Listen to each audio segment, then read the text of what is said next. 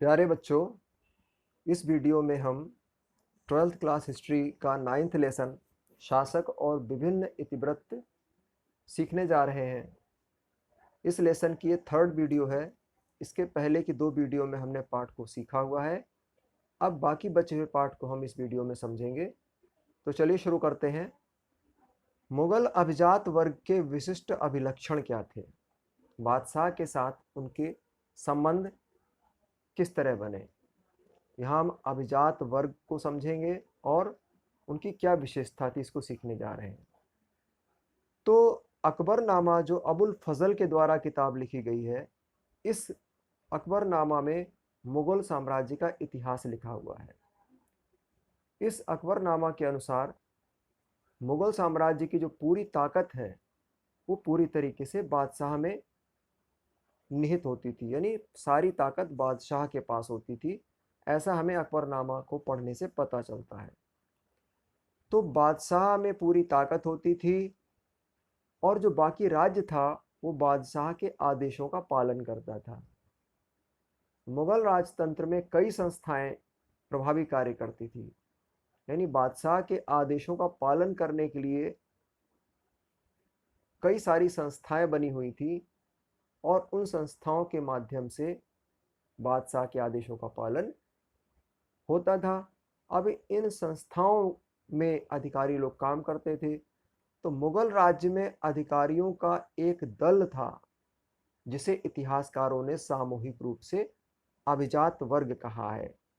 कहने का मतलब यह है, जिन संस्थाओं के माध्यम से बादशाह के आदेशों का पालन होता था, उन संस्थाओं में तमाम सारे अधिकारी काम करते थे, यानी अधिकारियों का एक बड़ा समूह था। इन अधिकारियों को के समूह को इतिहासकारों ने अभिजात वर्ग का नाम दिया है, उन्हें अभिजात वर्ग बोला है। तो विभिन्न नरजातीय तथा धार्मिक समूह, तो इन अभिजात वर्ग के समूह में अलग अलग धार्मिक समूह के लोग शामिल थे।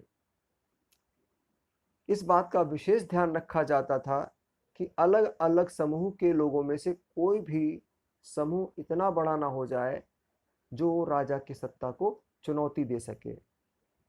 और मुगलों के अधिकारी वर्ग को फूलों के गुलदस्ते के रूप में दिखाया जाता था। जिस तरीके से गुलदस्ते में अलग अलग रंग के फूल लगे होते हैं, उसी तरीके से मुगल अधिकारियों को भी एक अलग मतलब फूलों के गुलदस्ते के रूप में दिखाने का प्रयास किया गया, क्योंकि इसमें अलग अलग समूह के लोग सम्मिलित थे और ये लोग अपनी वफादारी के कारण बादशाह के साथ जुड़े हुए थे। तो ईरानी और तुरानी लोग जो थे वो अकबर के दरबार में मौजूद थे। इन ईरानी और तुरानी लोगों में से कुछ ऐसे थे जो हुमायूं के साथ ही भारत आ गए थे और कुछ इनके दरबार में बाद में आए थे। ईरानी और तुरानी लोग भारतीय मूल के अभिजात वर्ग, यानी 1560 के दशक में, जब 1560 में आ जाते हैं तो इस यहाँ तक आते आते भारतीय मूल के 2 समूह भी इनके अधिकारियों के दल में शामिल हो जाते हैं। वो 2 समूह कौन से हैं? राजपूत और भारतीय मुसलमान। भारतीय मुसलमानों को शेखजादाओं कहा गया, यानी ये लोग भी शाही सेवा में प्रवेश कर जाते हैं। इनमें नियुक्त होने वाला पहला व्यक्ति जो था वो था राजपूत सरदार अम्बेर का राजा भारमल कछवाहा। ये सबसे पहले मुगल शाही सेवा में आता है और इसी की पुत्री से अकबर का आगे चल करके विवाह होता है। शिक्षा एवं लेख शास्त्र में रुचि रखने के कारण हिंदू जातियों के सदस्यों को पदोन्नति किया जाता था। जो हिंदू लोग थे, अगर उनकी शिक्षा में रुचि है, लिखना पढ़ना अच्छी तरह जानते हैं, तो उन्हें प्रमोशन भी दिया जाता था, उनको पदोन्नत भी किया जाता था। जैसे अकबर का वित्त मंत्री टोडरमल जो खत्री जाति का था, वो इसका एक उदाहरण है। ईरानी तथा मराठे, जहांगीर के समय, जब जहांगीर शासक होता तो उसके समय ईरानी लोगों को दरबार में ऊंचा पद प्राप्त थे, यानी ऊंचे ऊंचे पदों पर ईरानी लोग बैठे हुए थे, क्योंकि जहांगीर की रानी नूरजहां वो ईरानी थी, तो इसलिए ईरानियों को ऊंचे पद दिए गए थे। औरंगजेब के समय की अगर बात करते हैं तो उस समय राजपूतों को ऊंचे पद दिए गए थे, लेकिन इसके साथ साथ अधिकारी वर्ग में मराठों की संख्या भी अधिक थी। ऊंचे पद तो राजपूतों को औरंगजेब के समय दिए गए थे, लेकिन अधिकारियों की संख्या की अगर बात करते हैं तो मराठों की संख्या उसमें अधिक थी। अब मनसब,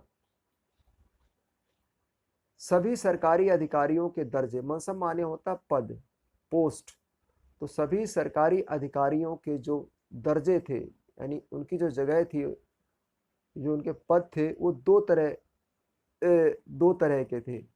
एक तो था जात और दूसरा था सवार। जात जो मनसब यानी पद को धारण करने वाला मनसबदार कहलाता था, और मनसब का मतलब था पद। तो दो तरह के थे, एक था जात और दूसरा था सवार। ये दो तरह के पद होते थे। जात में क्या था कि जात जो मनसबदार होते थे, इनमें ये देखा जाता था किसको कितना वेतन मिल रहा है, यानी जात मनसबदार के पद और वेतन का सूचक था। जबकि जो सवार था वो ये बताता था कि मनसबदार को सेवा में कितने घुड़सवार रखने होंगे। उसके हिसाब से मतलब इसमें हमने देखा कि जो सवार है उसे ये बताना पड़ता था कि मनसबदार को सेवा में कितने घुड़सवार रखने हैं, उसके हिसाब से काम होता था। तो 17वीं शताब्दी में 1000 या उससे ऊपर जात वाले मनसबदार थे, उन्हें उमरा कहा गया था। 1000 या उससे ऊपर जात वाले मनसबदारों को उमरा, यानी उमरा जो शब्द था वो अमीर शब्द का बहुवचन था। अभिजातों की भूमिका तथा बादशाह के साथ उनके संबंध। जो अभिजात लोग थे उनकी क्या भूमिका होती थी उसको हम सीख रहे हैं। तो अभिजात सैन्य अभियानों में अपनी सेनाओं के साथ भाग लेते थे। जो अधिकारियों का जो समूह था, अगर कोई सैन्य कार्यवाही करनी होती थी तो सेनाओं के साथ उसमें भाग लेते थे। दूसरा, प्रांतों में प्रशासनिक अधिकारियों के रूप में कार्य करते थे। जो इनके साम्राज्य के अंतर्गत जो भी प्रांत पड़ते थे, उन प्रांतों में अधिकारियों के रूप में अभिजात लोग काम करते थे। तीसरा, प्रत्येक सैन्य कमांडर, जो सेना का कमांडर ऊंचा अधिकारी होता था, उसे घुड़सवारों की भर्ती करनी होती थी। उन्हें ये हाथियों नहीं, हथियारों हैं, उन्हें हथियारों से लैस करना होता था और उन्हें प्रशिक्षण भी देना होता था। उन्हें यानी जो घुड़सवारों की भर्ती करते थे सैन्य कमांडर, उन्हें हथियार भी देते थे और उन्हें प्रशिक्षण देते थे। ये काम इनका हो गया। घुड़सवार सेना, मुगल सेना का अनिवार्य अंग था। घुड़सवारों की जो सेना थी बहुत ही मजबूत सेना हुआ करती थी। घुड़सवार अच्छे घोड़े रखते थे और घोड़ों को शाही निशान से दागा जाता था, यानी शाही निशान का ठप्पा भी उनके ऊपर लगाया जाता था। निम्न पदों को छोड़कर, यानी छोटे पद थे तो निम्न पदों के अधिकारियों को छोड़कर बाकी सभी अधिकारियों की नियुक्ति या उनमें बदलाव, ये इस काम को खुद बादशाह करता था। यानी अगर छोटे पदों के अधिकारियों को छोड़ देते हैं तो बाकी चाहे बड़े अधिकारियों की नियुक्ति हो या इनमें कोई बदलाव करना हो तो ये काम स्वयं बादशाह के जानकारी में उसके द्वारा किया जाता था। तो अकबर ने अभिजात वर्ग के कुछ लोगों को अपना शिष्य यानी मुरीद की तरह मानते हुए उनके साथ आध्यात्मिक संबंध भी बनाए थे। अभिजात वर्ग कुछ ऐसे थे, अभिजात वर्ग में कुछ लोग ऐसे थे जिन्हें बादशाह अपना शिष्य भी मानता था, यानी मुरीद मानता था, और उनके साथ आध्यात्मिक संबंध बनाए। तो मुगल सेवा में आने के लिए कोई व्यक्ति अगर मुगल सेवा में आना चाहता है तो किसी भी अभिजात के माध्यम से, जो अधिकारी है उसके माध्यम से प्रार्थना पत्र देता था। फिर वो अभिजात यानी अधिकारी उसे बादशाह के सामने पेश करता था। यदि वो प्रार्थना पत्र देने वाला व्यक्ति यानी प्रार्थी योग्य पाया जाता था तो उसे पद दे दिया जाता था, यानी मनसब उसे दे दिया जाता था। तो इसमें जो बादशाह का जो सबसे बड़ा जो अधिकारी था मीर बख्शी, जिसे सबसे ज़्यादा तनख्वाह मिलती थी, वो दरबार में बादशाह के दाईं ओर खड़ा रहता था और नियुक्ति तथा पदोन्नति के सभी उम्मीदवारों को प्रस्तुत करता था। यानी बादशाह के दाईं ओर खड़ा हो जाता था और खड़े होकर के जिन व्यक्तियों की नियुक्ति हो रही है या जिन्हें प्रमोशन दिया जा रहा, ऐसे सारे उम्मीदवारों को बादशाह के सामने प्रस्तुत करता था। जब बादशाह इसमें अपनी सहमति दे देता था तो फिर मीर बख्शी का जो ऑफिस था, उस ऑफिस की मुहर और हस्ताक्षर करके, इसके साथ साथ बादशाह की मुहर और हस्ताक्षर करा करके एक नियुक्ति पत्र तैयार किया जाता था और उस व्यक्ति को दे दिया जाता था। फिर उसका एक तरीके से अपॉइंटमेंट कह लो या नियुक्ति कह लो, शाही सेवा में हो जाती थी। केंद्र में दो अन्य महत्वपूर्ण मंत्री थे। एक सबसे बड़ा मंत्री था, वो था मीर बख्शी। इसके अलावा दो मंत्री और कौन से थे? एक था उसमें से दीवाने आला, जैसे वित्त मंत्री यानी पैसों से संबंधित जो देख रेख करता था, और दूसरा था सद्र उस सुदूर यानी अनुदान मंत्री या न्यायाधीशों एवं काजियों की नियुक्त करने वाला मंत्री। ये दो और प्रमुख थे। ये तीनों मंत्री है, मीर बख्शी हो, दूसरा दीवाने आला हो, तीसरा सद्र उस सुदूर हो, ये तीनों ही सलाहकार के रूप में एक दूसरे से सलाह करके भी काम करते थे, लेकिन एक दूसरे पर इनका नियंत्रण नहीं होता था। ये लोग स्वतंत्र होते थे, कोई किसी के अंडर में नहीं आता था। इसके अलावा तैनात ए रकाब करके एक सुरक्षित पुलिस बल भी इनके दरबार में होता था, जिसे किसी भी राज्य में सैन्य अभियान के रूप में भेजा जा सकता था। अगर सैन्य अभियान नहीं है तो ये दिन रात बादशाह के राजघराने की सुरक्षा की जिम्मेदारी उठाते थे। अभिजातों एवं क्षेत्रीय शासकों के प्रतिनिधि, जो अभिजात वर्ग थे या अलग अलग स्थान में इनके अंडर में जो शासक लोग थे, तो उन लोगों के रिप्रेजेंटेटिव यानी प्रतिनिधि यानी वकील कह लो, उच्च दरबार से समाचार से बोलते थे अखबारात ए दरबार ए मोहल्ला। इस शीर्षक के अंतर्गत वहां से एक समाचार पत्र निकलता था, तो यहाँ की कार्यवाही का विवरण तैयार करते थे उसके हिसाब से। इस अखबार में हर प्रकार की सूचनाएं होती थी। इसमें दरबार में क्या हो रहा है, सारी बातों का इस उच्च दरबार से समाचार नाम का जो अखबार था, इसमें दरबार से संबंधित सारी सूचनाएं, इनका विवरण दिया होता था। इसमें दरबार की तिथि एवं समय का भी उल्लेख होता था। इनकी मदद से अभिजात एवं बादशाह का इतिहास लिखा जाता था। क्योंकि बहुत सारी सूचनाएं होती थी, इनके आधार पर इनका इतिहास भी लिख लिया जाता था। समाचार एवं महत्वपूर्ण दस्तावेजों को, जो यहाँ समाचार है या कोई इंपॉर्टेंट डॉक्यूमेंट है, दस्तावेज है, इनको शाही डाक के द्वारा जो मुगल शासन के अधीन के क्षेत्र हैं, उन क्षेत्रों में एक कोने से दूसरे कोने पर इन समाचारों को और दस्तावेजों को भेजा जाता था। तो भेजने का काम कैसे होता था कि बांस के डिब्बों में लेकर के हरकारे दिन रात दौड़ते रहते थे। इन्हें फसीद भी बोलते थे या पथमार बोलते थे हरकारों को। तो ये लोग दौड़ दौड़ के इन समाचारों को या जरूरी कागजातों को एक स्थान से दूसरे स्थानों तक पहुंचाते थे। रात दिन दौड़ते थे, एक स्थान से दूसरे स्थान तक दौड़ के गया, फिर वहां से दूसरा आदमी ने दौड़ना शुरू कर दिया, इन्हें हरकारे बोलते थे। तो शासकों के अधीन क्षेत्रों के शासक, अब इन जो मुगल शासकों के अंडर में जो शासक काम करते थे, इन उद्घोषणाओं को देख करके इनकी नकल तैयार करते थे, और अगर उन्हें कोई उसके बारे में कोई सूचना देनी, कोई टिप्पणी करनी है, तो उसे लिख करके इन्हीं संदेश वाहकों के द्वारा वापस मुगल शासकों के पास भेज देते थे। सार्वजनिक समाचारों के लिए पूरा साम्राज्य एक तीव्र सूचना तंत्र से जुड़ा हुआ था। यानी सूचना देने का काम बहुत ही तेजी के साथ इनके शासनकाल में होता था। अब है मुगल शासकों द्वारा धारण की गई पदवियां कौन कौन सी थी। तो इतिवृत्तों में बादशाह द्वारा धारण की गई पदवियों का जिक्र आता है। जैसे शहंशाह पदवी थी, इसका मतलब था राजाओं का राजा। दूसरी पदवी जहांगीर, इसका मतलब है विश्व पर कब्जा करने वाला। इसी तरह शाहजहां यानी विश्व का राजा। ये सारी उपाधियां हैं जिनका जिक्र इतिवृत्तों में किया गया है। तो वे कौन से मुद्दे हैं जिन्होंने भारतीय उपमहाद्वीप से बाहर के क्षेत्रों के प्रति मुगल नीतियों और विचारों को आकार प्रदान किया।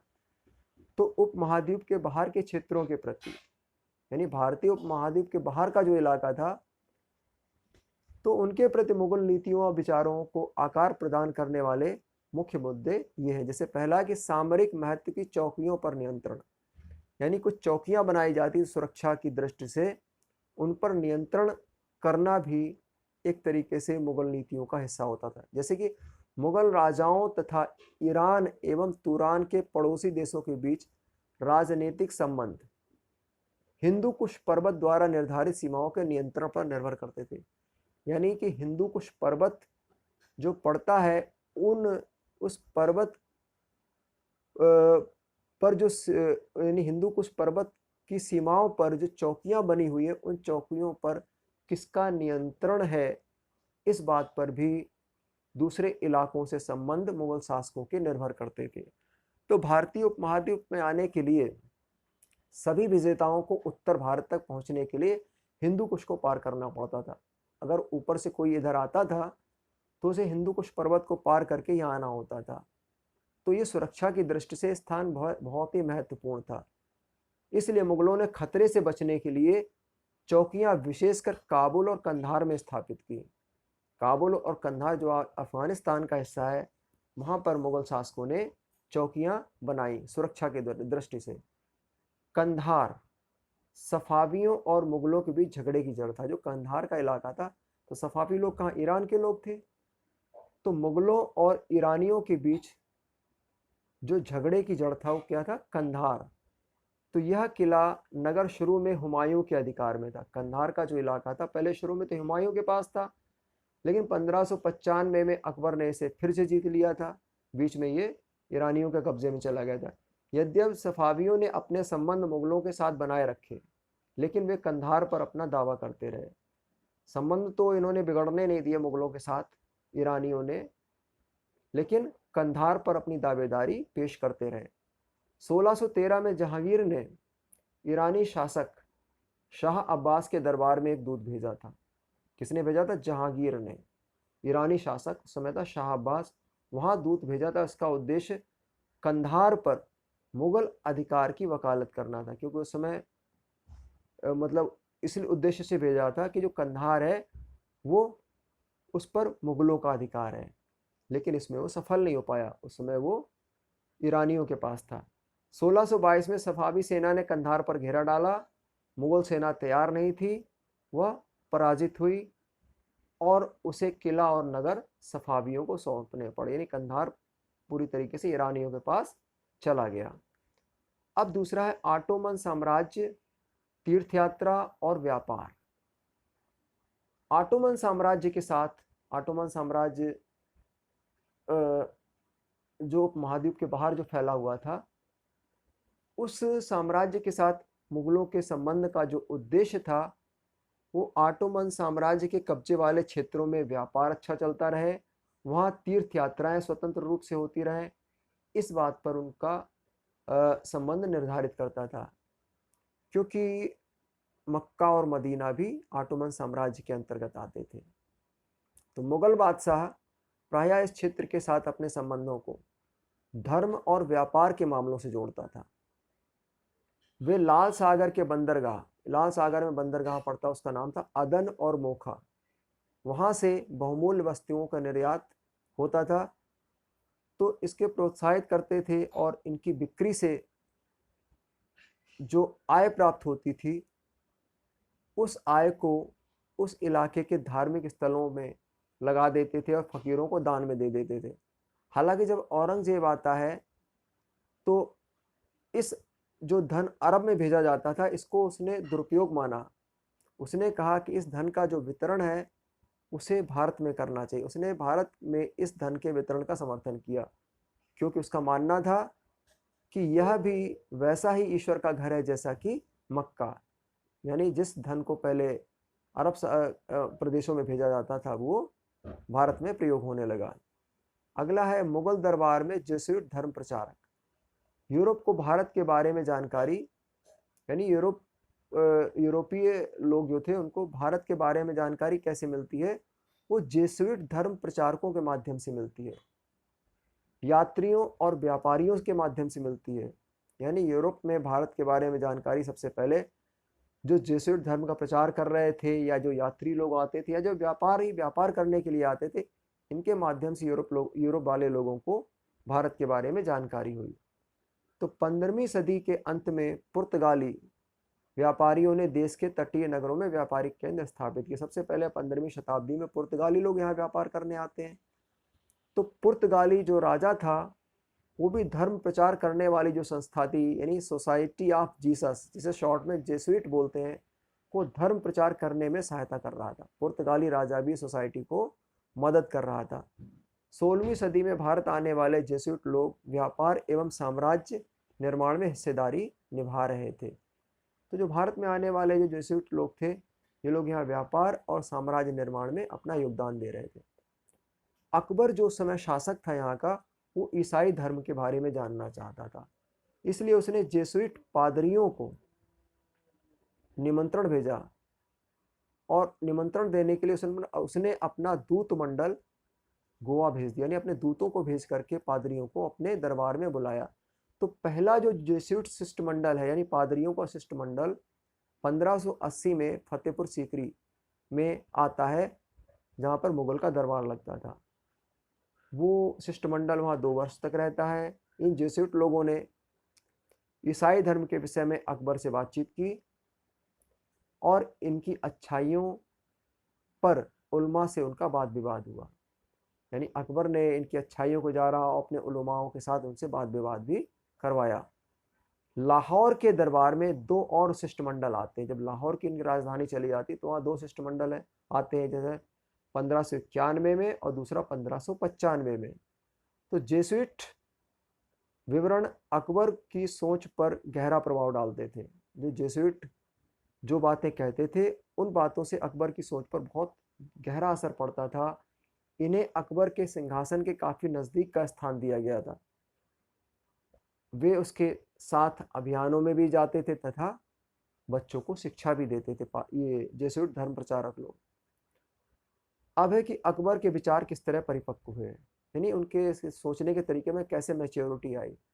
तो अकबर की धार्मिक ज्ञान की चाह, क्योंकि अकबर दूसरे धर्म के बारे में भी जानना चाहता था, तो इसी चाहत ने फतेहपुर सीकरी के इबादत खानों में विद्वान मुसलमानों, हिंदुओं, जैनियों, पारसियों, ईसाइयों के बीच धार्मिक वाद विवाद कराया। यानी जो अलग अलग धर्म के लोग थे उनके बीच डिबेट करवाई, और धीरे धीरे उसने धर्मों के को समझने के लिए रूढ़वादी तरीकों को छोड़ दिया। जो एक कट्टरवादी तरीका था, वो उस तरीकों को अकबर ने छोड़ दिया, सभी धर्मों की अच्छाइयों को समझा। इस तरीके से अकबर के विचार परिपक्व हुए।